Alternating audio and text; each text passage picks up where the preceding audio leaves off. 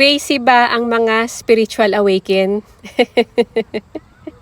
Ito yung isang katanungan sa atin kung bakit crazy daw yung mga spiritual awaken.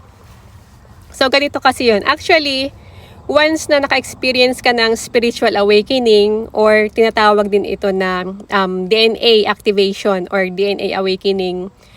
So dito nag-change tayo ng sabihin nag-upgrade tayo, nagkakaroon tayo ng energy shift.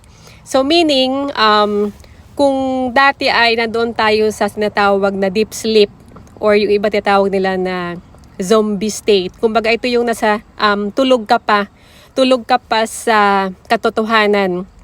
Na which is kapag nagkaroon ka ng spiritual awakening, dito ka magsisik, dito ka magtatanong ng mga deep question or you are looking for deep conversation na into a soul level.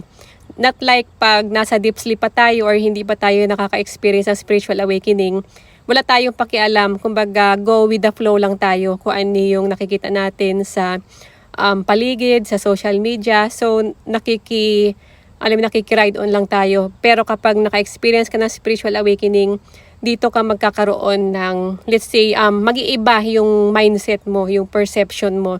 Kaya nga tinatawag ito na DNA awakening kasi nagkakaroon ito ng chemical reaction sa brain natin. So dito rin, nakaka-experience ka rin ng, let's say, neuroplasty or neurogenesis. So meaning, yung mindset mo is talagang, let's say, sabihin natin na yung soul mo is nagmamatured siya. So, nandoon ka na sa deep realization. Kaya, iba ang mindset ng mga taong spiritual awaken sa hindi naka-experience ng spiritual awakening. At dahil sa effect nito sa brain natin, dito nyo mapapansin na nag-iiba yung mga gusto ninyo. Kumbaga dati meron kayong mga habit or ginagawa ninyo nung nasa deep sleep pa kayo or nasa low density pa kayo. So ngayon, mag-iiba yung mga habit ninyo either sa pagkain or sa music.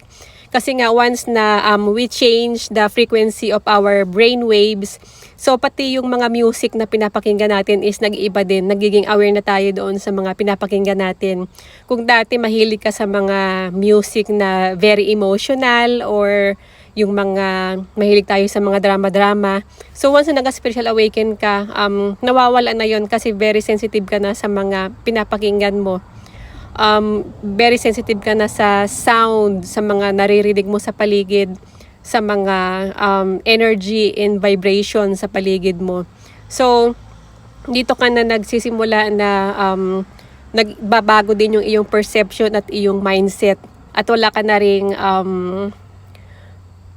wala ka ng interest sa mga bagay na nonsense. Kumbaga, nandoon ka na sa state of being na nagda-dive deep ka na at nagsisearch ka na ng mga deep realization. You are diving deep doon sa mga conversation na something meaningful or yung mayroong mga sense of humor na makakapag-change sa buhay mo in this lifetime.